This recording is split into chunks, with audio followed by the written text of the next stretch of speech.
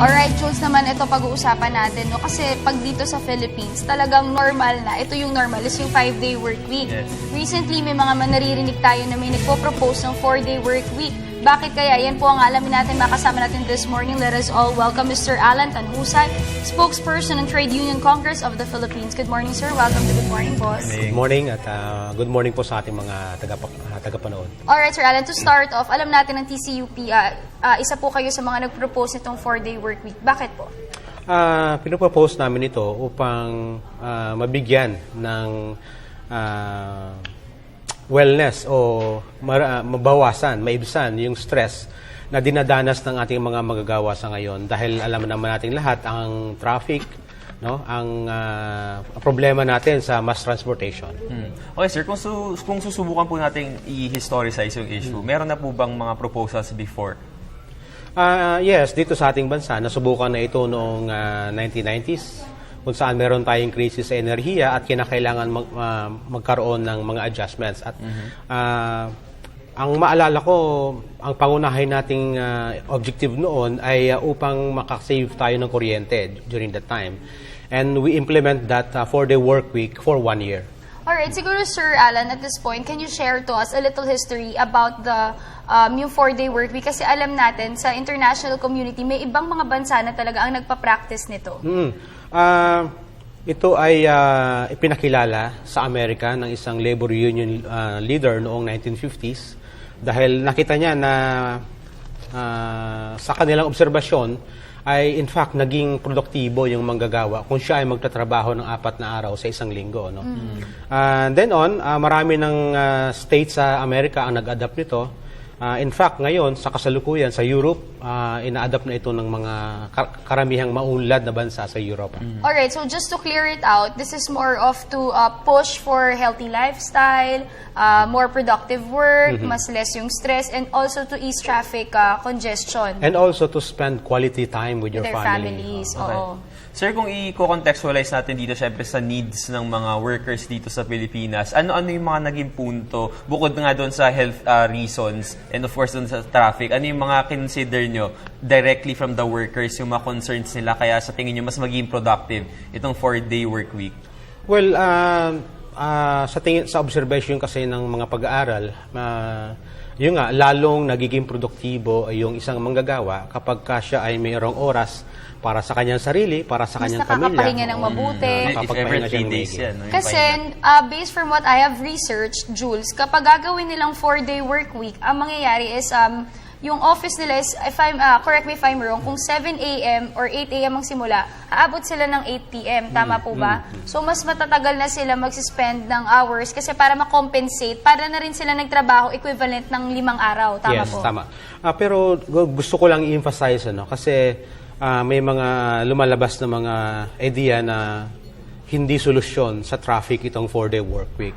Tama yon, hindi ito solusyon. Ito ay tulong para mapagaan one of the measures to ease traffic, not necessarily to as a solution. Okay, sir. Sir, ano naman po yung magiging tugon nyo dun sa ibang mga sinasabi rin hinggil dito sa proposisyon na to, na possible daw po na hindi magiging okay sa publiko yung pagbawas ng 1 araw sa mga sa mga frontline services? Paano po yun? Batay doon sa mga nabasa kong pag-aaral, sa mga unang mga araw o mga linggo ng pag-implement dito, may mga adjustments.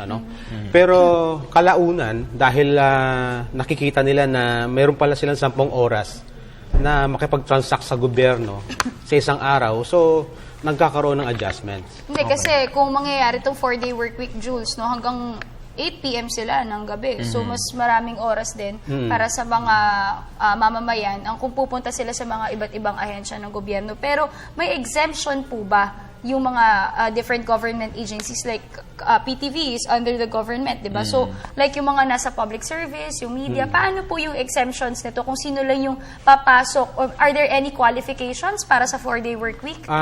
Doon sa pinalabas na memorandum ng Civil Service Commission, ito ay voluntary, no? Okay. At applicable lamang sa public sector. So, most likely, yung PTV4 Of course. hindi ito exempted dahil frontline agency at critical government office ito. Yung Office of the Malacanang, Office of the President, So yung mga ganyang opisina, medyo medyo hindi medyo na hindi talaga applicable kasama. ito. So this is more of, kung sinabi niyo voluntary, it would really depend dun sa mismong agency na, sa mapag-uusapan nila. And I believe, meron din mga certain requirements na kailangan para mapatupad po ito. Ano po itong mga requirements na ito? Well, una-una sa amin, sa TUCP, pinapanukala namin, ina-advocate namin na subukan natin ito. No? Ito ay pamamaraan upang makatulong sa ating bayan. Ikalawa, susubukan natin pero dapat hindi mabawasan yung sahod at yung mga benepisyo na tinatanggap ng mga manggagawa sa regular na trabaho nila. No? Ikalawa, sa tingin namin, hindi ito talaga solusyon sa traffic, kundi ito ay tulong lamang para mabawasan yung stress at yung traffic congestion natin. Yes, but Sir Alan, kasi based from what I've read, may mga requirements na kailangan para mapatupad or para ma-implement na ng isang ahensya itong 4-day work week. At kabilang na dyan, Jules, nabasa ko yung electric bill nila. May mga requirements po. May idea po ba tayo kung ano-ano pa ito? Doon sa guidelines na pinalabas ng CSC, kung gusto mo mag-apply ng 4-day work week, magsasabit ka ng application sa kanila. Okay. At titingnan ng CSC kung qualified ka based doon kung na-meet mo yung criteria. Criteria number 1, kailangan meron kang PABX o telephone system o kaya call center at saka kailangan meron kang skeletal force na may iwan kapag merong Alam kung saan off. kayo pwedeng makontak. Yes, oo. So Pero definitely, sir, mag-entertain tuloy-tuloy pa sa'yo. rin dapat. Yung proseso or yung sistema ng isang opisina kahit na, let's say, nag 4-day work week na, dapat on the 5th day, may tuloy-tuloy pa rin na nagtatrabaho doon. Meron Okay. skeletal force at kung hindi man matugunan ng skeletal force yung concern ng tumatawag ay kailangan masagot ito dahil kaya nga nire-require ng CSC na meron silang PABX o telephone system o kaya call center. And also, dapat meron sila, Jules, required sila to have an updated website of Okay. their agency. Para Yes, siyempre, tama yan. sasangguni na lang sila Yes. sa website if ever. So sir, ngayon naman, ano na po yung status ng proposal? Siyempre, may kaakibat po ba ito dapat na bill or panukala sa Kongreso? Ang proposal ng CSC ay para applicable lamang sa mga public sector. Merong panukala ngayon sa Kongreso ng 4-day work week para naman sa private across the board nationwide. Okay. Pero Sir Alan, napag-usapan natin yung advantage na about sa kalusugan, to ease traffic congestion. Pero syempre, minsan, kapag sa mga ganitong klaseng proposal, may downside rin ito. Ano po ba yung disadvantage? Meron po ba? Batay dun sa mga pag-aaral na nabasa ko, ang pinaka-pangunahing downside nito ay yung stress mismo sa mga manggagawa. Meron kasing mga manggagawa na hindi sanay na magtrabaho ng mahaba sa 10 oras. So dito, yun ang kagaya sinasabi ko kanina, kailangan merong consultation. Merong dialogo sa mga manggagawa kung applicable ito sa kanila. So magkakaroon ng votation sa kanila. Consultation lang. Ipapaalam kung ito yung ganitong planong gawin natin. Sang-ayon ba kayo o katanggap-tanggap ba ito sa inyo? Okay. Sir, so far, dun sa mga consultation, especially sa mga unions, sa mga departments, sa iba't ibang mga opisina, ano naman po yung mga nagiging pangunahin na na concern nila regarding this? Yung yung mahabaang oras, baka hindi sila makakope. Ikalawa, baka Mahirap umuwi, medyo mahirap. late na Yun ako ang concern nila. nagko-commute kasi traffic rin. Baka sabi nila, baka gabi na ako makauwi niyan. At siyempre, gigising pa ako ng maaga At dahil paano kung malayo yung workplace niya sa bahay? Isa yes. pang factor yan. Pero, at isa rin tinitingnan natin dito, if ever implemented, Sir Alan, mangyayari dyan is Monday to Thursday or Tuesday to Friday. Friday. Yes, Tama po ba? Depende yan sa arrangement, Mapag-uusapan. sa pag-aaral ng departamento at sa pag-uusap ng mga manggagawa. Pero thus far, ito na po ba yung first ever na mai-implement na 4-day work week dito sa ating bansa? Kagaya ng nabanggit ko kanina, nasubukan na natin ito noong 1990s nung meron tayong energy crisis at kailangan magtipid tayo ng kuryente. Pinatupad natin yun sa loob ng isang taon. Pero Isang that taon. time, sir, since energy cross-cutting nga siya before, di ba? So most likely, hindi siya hanggang gabi. Yes. Talagang usual, normal time na siya. At Hindi yung pinagkaiba. Yes. Ang kagandahan din isa sa mga kagandahan ng panukalang ito, yun, magkakaroon tayo ng energy savings, no?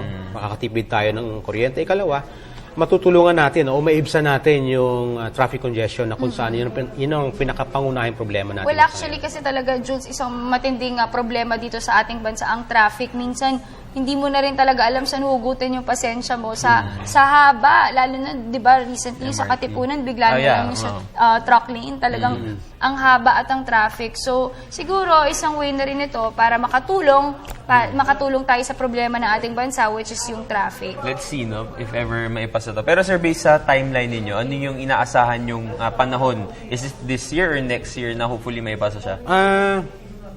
Meron ng nag-entertain ang CEC ng mga applications, ano.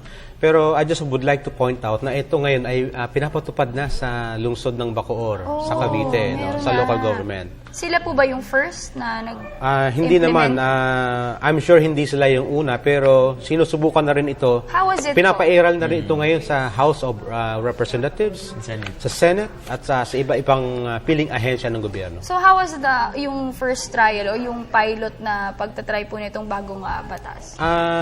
Wala naman silang nakitang malaking hadlang o problema na lumabas, at in fact tuloy-tuloy na yung kanilang pagpapatupad nito. Or siguro, Jules, more of sanayan na lang din yan, no? Kasi alam mo, Dayan, no, yung sa Senate and sa House, matagal nang ganun yung sistema nila. Even in UP, ganun din yung schedule nila. So, sir, pwede nyo bang gawing basis din yung usual system nila on a 4-day work week para makita na possible na baka ito rin yung mangyari sa iba't ibang agencies? Posible, oo. May makikita tayong posibilidad hinggil dyan dahil kapag ka nakita ng mga private employers yung magandang epekto nito na pinapatupad ng mga ahensya ng gobyerno, sa tingin ko ay gagayahin nila at ipapatupad na rin ito sa kanilang workplaces. Alright. So, alam mo, Jules, maganda rin kasi gusto ko yung purpose nila na pinupush nila yung healthy lifestyle. Yes. Kasi karaniwan, alam mo, 'di ba, deadly na sakit ngayon cancer. Anong kaakibat niya? Bakit nangyayari ang cancer? Stress.